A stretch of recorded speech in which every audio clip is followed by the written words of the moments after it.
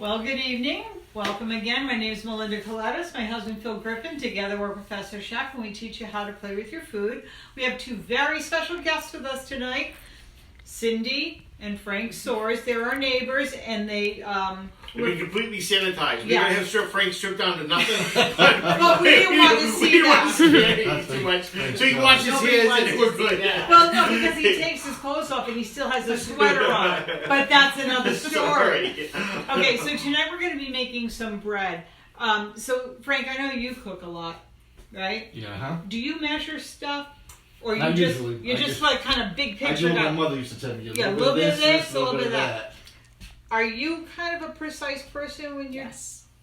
How did I know that? Measure So everything. guess who's going to make the bread? Cindy. Come on down. Are you going to do this one or... We can both do it. All right, so this bread is very easy to make. This bread is designed for Frank. Yeah, but we're making you do it because we're going to make you have a heart attack. We need 3 cups of flour. 3 cups of flour. Let's see it, Cindy. That's a cup. Look at the face, guys. It's a cup. It's a cup. It's a regular cup. It's a cup. Oh, can I just stick the cup in? Yeah. Yeah, if you want. Whatever you want to do. You don't have to shake it because if you shake That it, you looks put too much good. flour in it. There's one. Just put the whole cup in there. Actually, Frank, she is doing it correctly. You should be scooping it into the 2. cup, and then you can level it off. But we're doing this for a reason. It's okay. She's all good. She's all And good. 3. All right. Yay! Okay, step 1. All right, step 2. We need a 1/4 teaspoon of yeast. We're gonna let you use the teaspoons for that.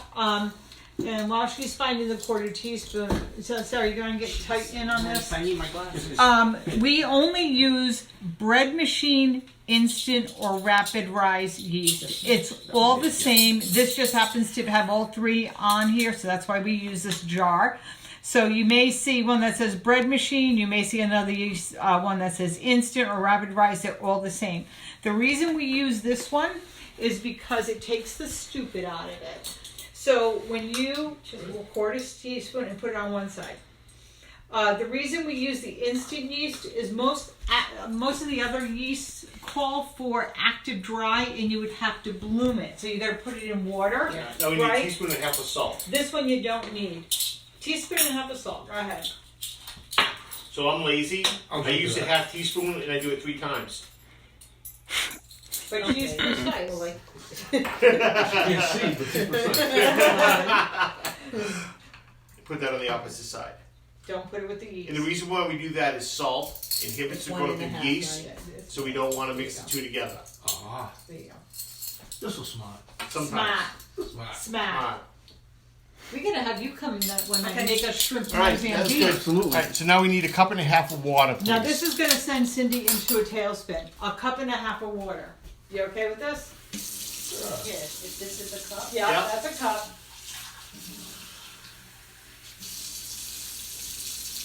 Yeah, keep going. That's good. Where do I pour it? Right in there. Right in. Yeah, and then we need a 1/2 cup. And then Approximation. Yeah, that's good. that's hot water.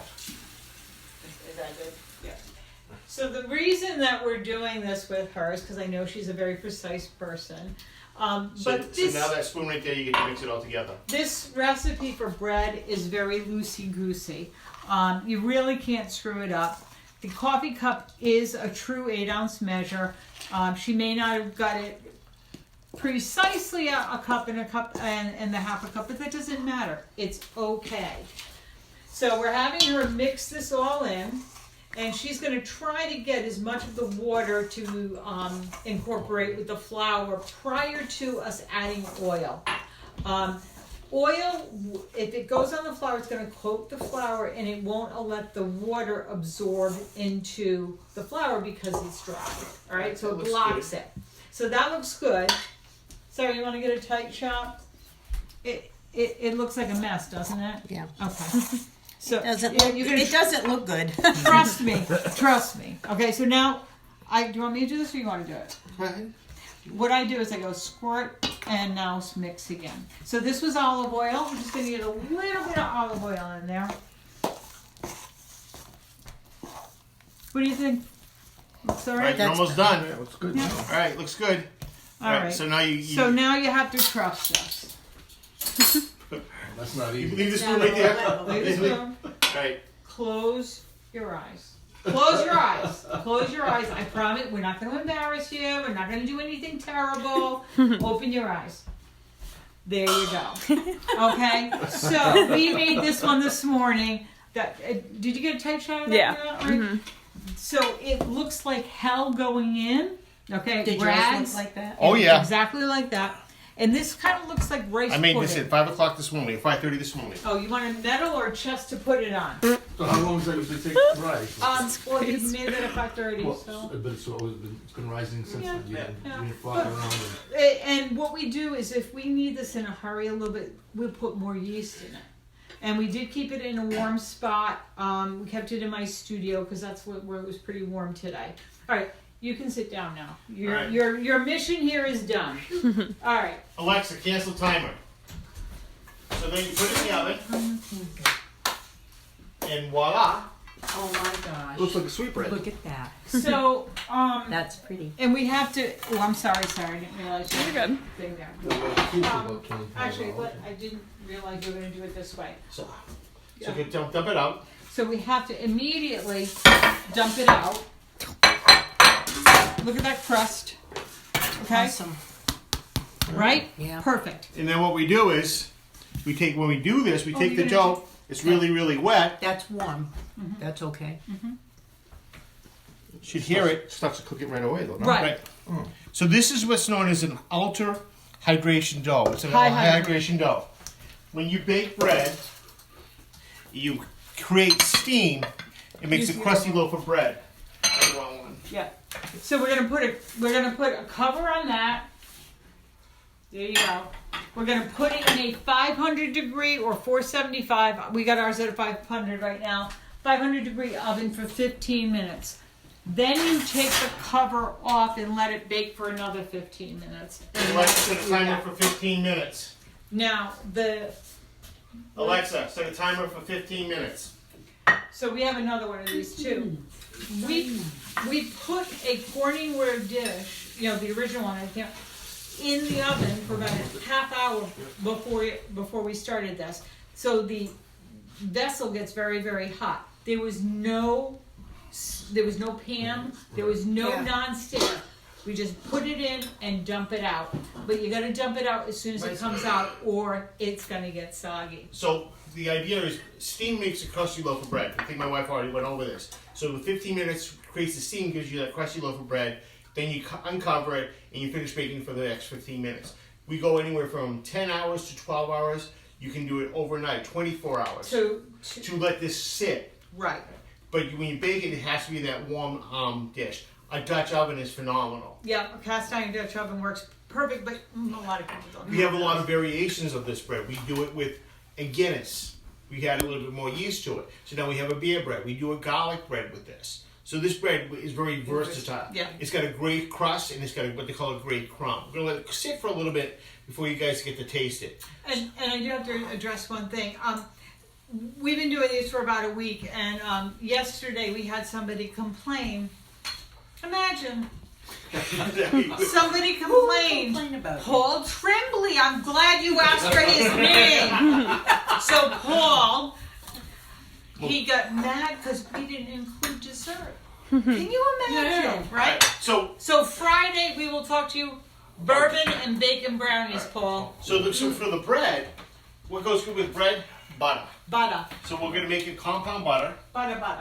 Sort of like the Guinness butter we made when we first started. It was about a week ago. Today we're making a garlic butter with sun-dried tomato and Parmesan cheese. That's good. I have made this for my father-in-law, and he was supposed to be using it on his chicken, on his pork, his fish. He ended up using it on his popcorn. And you know where they buy their popcorn? At Euless. Costco. They buy a case Oh, geez. of popcorn. Of course they do. This What do is old people need a case of popcorn this for? is roasted garlic. Give that a smell. So this is a roasted garlic Isn't powder. it good? That smells. We buy all of our spices from a company called Penzies. It's Penzies. they're I've heard of them. wonderful. It's Yep. online, better quality, Yep. and cheaper than McCormick. This is sun-dried tomatoes with a little bit of oil. put the oil in first. Gonna put some of the Parmesan cheese in here. Huh? I'm not gonna add the sun-dried tomatoes yet because I want to get this all nice and creamy first.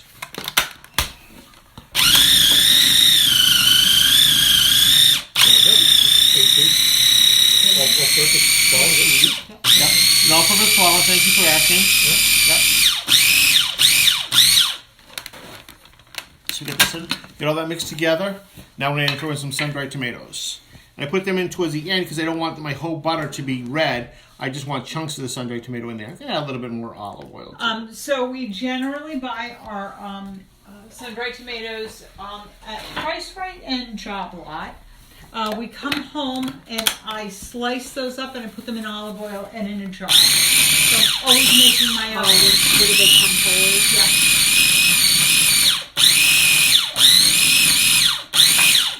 Here we go. Sun-dried tomato butter with Parmesan cheese and garlic. We put this on top of a steak. We use this for a lot of different things.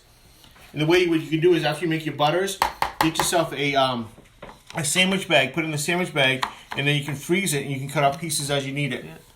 All right. All right, so You guys ready to try this bread? Damn straight. Frank's only here for the food and the booze. Don't spit on it. Is that what you said? Don't swear. Yeah, Ooh, puddles spit look on at it. that. Now the wonderful thing about having a round loaf of bread is you can a lot of people can have the end. Yeah. A lot of toots. Right. This is my wife's What do you call that? The toots. Oh, and is that Portuguese? No, it's No, no, no, it's no. my wife's grandmother. Oh. So you want the toots? Whoops, you're okay. All right. Look at that Ladies bread. first. Ah. Awesome. And Oh my gosh, the bread smells doesn't delicious. it smell good? I love it. We do a bread class where we have 3 different types of bread that we make. This is the one that everybody runs home makes and makes all the time, and we hear back from people that they do. So, all right, we good for tonight? Well, let's just, what are they? Oh, let's wait, say the- wait, wait. Oh, we need the Mario We moment. do the Mario moment. That's delicious. Isn't it good? Melting just as I put it on the bread. That is very good. So, so tomorrow night we're doing a chicken and rice soup because we did bread tonight. So you can make your bread for tomorrow and then make chicken and rice soup. So Delicious. thanks for watching. See you tomorrow.